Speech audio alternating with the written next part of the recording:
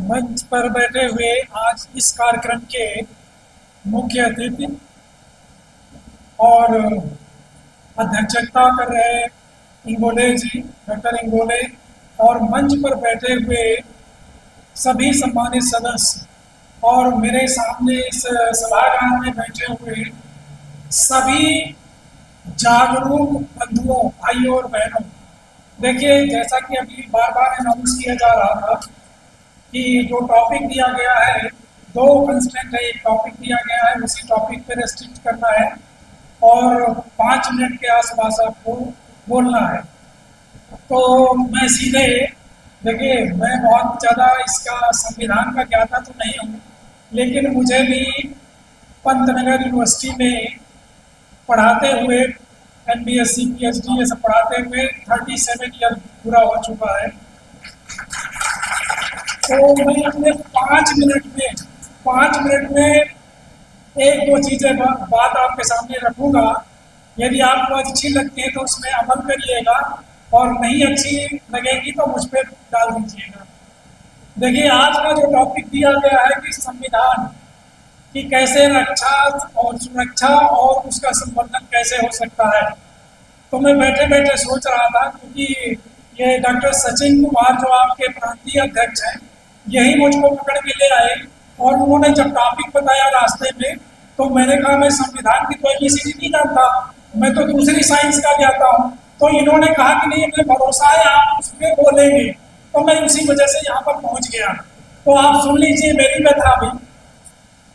देखिए, यदि ये 3 शब्द आप देख लीजिए जो लिखे हैं, मैंने भी आकर के यहीं पढ़े हैं इसको, इन तीनों शब्दों को आप गहन रूप से ध्यान दें तो संविधान की सुरक्षा, संवर्धन या इसका सम्मान, मेरे नॉलेज के हिसाब से 2 औजार है इसके जिसका इस्तेमाल करके आप तीनों चीज कर सकते हैं।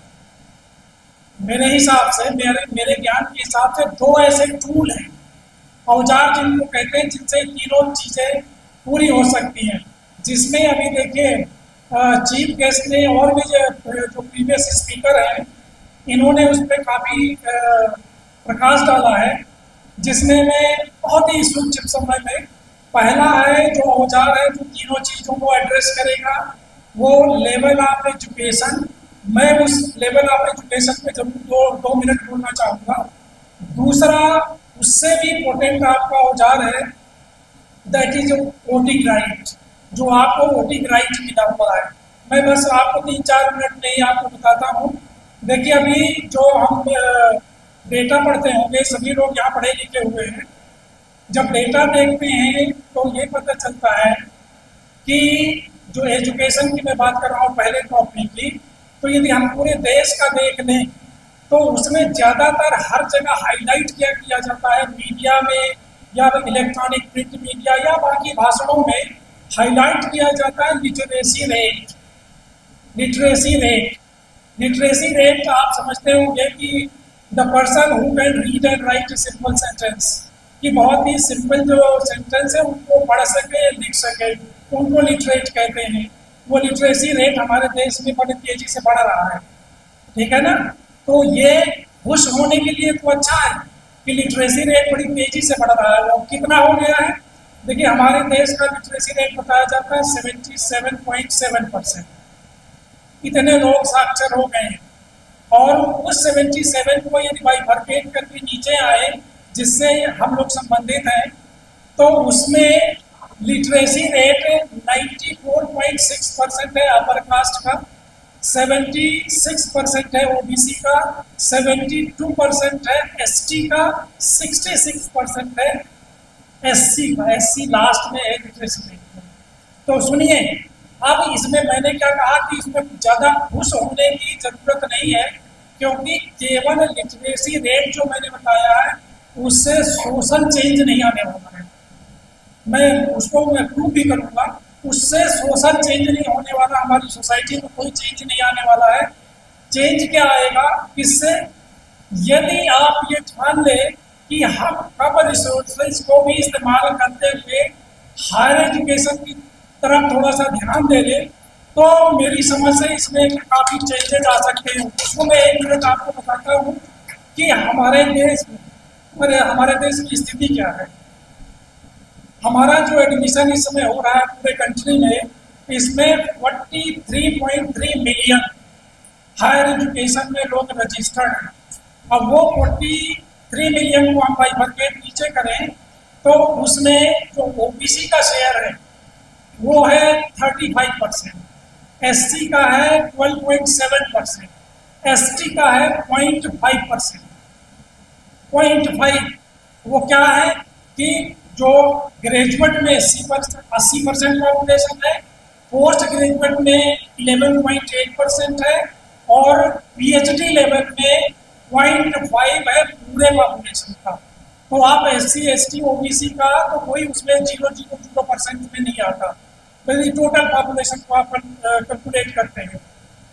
तो मेरा यहाँ कहने का मतलब है कि कम आप जहाँ भी कमाते हैं, जो भी काम करते हैं, यदि आप सक्षम हैं किसी तरह से, अभी एक स्पीकर ने कहा था कि देखिए यहाँ क्या जरूरत है कि यदि आप कुछ काम करना चाहते हैं ग्राउंड में तो कुछ ऐसा कोर्स जैसे बाम से या और भी तमाम ऑर्गेनाइजेशन है उनके थ्रू कोई ऐसा फंड जनरेट कर लें जिसमें जो मेरिटोरियस हायर एजुकेशन में जाते हैं, वो मैं पंतनगर में पिछले 37 साल से देख रहा हूँ।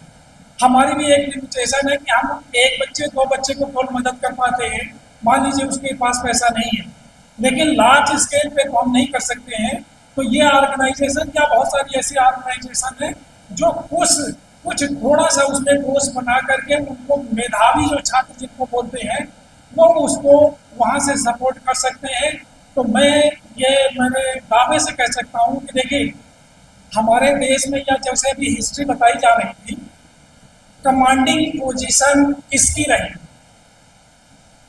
जिसने आज से 2500 साल पहले से एजुकेशन को as a tool social change के लिए इस्तेमाल कर दिया। हम आज हायर एजुकेशन में 0.5 से नीचे हैं, 0.5% टोटल पॉपुलेशन में उससे नीचे हैं। तो मैं देखता हूँ, देखिए मैं अफ्रीका के भी 59 देशों में रहा और अमेरिका में भी रहा, मैं करीब 100 देशों का भ्रमण कर चुका हूँ। तो मैं इस कंक्लूजन में पहुंचा हूँ, क्योंकि ये गवर्नमेंट ने ही भेजा था, मेरिट के हिसाब से कहिए जो भी है, तो इनका भ्रमण करने के बाद यही कंक्लूजन निकलता है कि सबसे potent tool of social change जो सोशल चेंज ला सकता है, ये केवल भारत के लिए नहीं, उत्तराखंड के लिए नहीं, ये सारे दुनिया में इसी टूल का इस्तेमाल हुआ है। जिसने इसको पहले अडॉप्ट किया या हायर एजुकेशन में गया है वही कमांडिंग पोजीशन में आज भी राज कर रहा है, 2500 साल पहले से आज भी। तो मैं कहता हूं कि आपको कमांडिंग पोजीशन तब मिलेगी क्योंकि जितने भी कमांडिंग पोजीशन है सब में हायर एजुकेशन की रिक्वायरमेंट है, उसकी प्रीलिम रिक्वायरमेंट है। यदि आप उसमें नहीं जाते तो अपना जीवन यापन करने के लिए तो आप कर सकते हैं, छोटा मोटा काम या मिडिल क्लास की नौकरी या लोअर क्लास की नौकरी, ये तो सब एंट्री हो रही है। जो अभी बताया गया इसमें तो एंट्री है बिकॉज ऑफ रिजर्वेशन और कुछ उसका टैलेंट, लेकिन आप समझें कि हम इस टूल को इस्तेमाल करके हम कमांडिंग पोजीशन में पहुंच जाएंगे तो केवल रिजर्वेशन से नहीं पहुंचेंगे। तो मैं कहता हूँ, मेरा कहने का यहाँ मतलब है कि आप हायर एजुकेशन को भी टूल बना लीजिए और जितना संभव है, क्योंकि देखिए यदि आप बाकी मीडियम आप इस्तेमाल करते हैं सोशल चेंज होगा लेकिन समय बहुत लगेगा। यदि आप इस टूल का भी साथ में समाधान कर लेते हैं, यदि सक्षम है, तो ये जो सोशल चेंज है फास्ट हो जाएगा। तो मेरा यहाँ कहने का मतलब ये है कि देख ली अपने देश का ही एक नज़ारा आप देख लीजिए चारों तरफ दौड़ा करके। यदि नॉर्थ में आप बात करते हैं जहाँ बैठे हैं उत्तराखंड की एजुकेशन है 87.8%। ओवरऑल ये बहुत अच्छा सिग्नल है, उत्तराखंड उसमें नॉर्थ में टॉप पे आता है। यदि डीप साउथ में चले जाते हैं तो केरला 98%, जो लेटेस्ट 24 का है 98% है वहाँ की एजुकेशन। और नॉर्थ ईस्ट में आप चले जाते हैं तो दो स्टेट मिजोरम और त्रिपुरा, बिकॉज ऑफ एजुकेशन जो हायर एजुकेशन सबसे ज़्यादा है त्रिपुरा और मिजोरम में सबसे ज़्यादा SC ST हायर एजुकेशन में है। और इधर वेस्ट में चले जाए तो केवल गोवा है, गोवा बहुत छोटा है, पॉपुलेशन कम है, तो वहाँ पर भी SC ST एंड OBC की इसकी पॉपुलेशन कम है लेकिन हायर एजुकेशन में परसेंटेज ज़्यादा है। तो मेरा कहने का मतलब है कि यदि आप फास्टेस्ट सोशल चेंज चाहते हैं तो जितना मेरे और पहले स्पीकर्स थे उनमें अमल करें, लेकिन मैं ये जरूर एम्फसाइज करूंगा कि आप इस पे मनन करें और जहां से भी रिसोर्स जनरेट हो हायर एजुकेशन को आप पकड़ें जिससे कमांडिंग पोजीशन में जाने में आपको सहूलियत हो। नंबर 2, दूसरा टूल मैंने ये बताया था, दूसरा टूल अब ये मैं बताने जा रहा हूँ कि वो है दैट इज वोटिंग राइट। देखिए सोशल मीडिया का, जैसे आपके चीफ गेस्ट बता रहे थे कि आजकल युद्ध जो है ऐसा नहीं कि कोई हथियार से लड़ेगा, मारेगा, आपको गिराएगा या कुछ भी करेगा। ये युद्ध चल रहा है सोशल मीडिया में। सोशल मीडिया में तो आप सोशल मीडिया में कैसे इन्फ्लुएंस हो जाते हैं, निगेटिव चीज के लिए तो आप इन्फ्लुएंस हो जाते हैं, पॉजिटिव चीज के लिए इन्फ्लुएंस होने में आपको बहुत लंबा समय लगता है। क्यों? क्योंकि वहां आप मनन नहीं करते। वहां पर चिल्लाया गया कि अब की बार 400 पार, अब की बार 400 पार।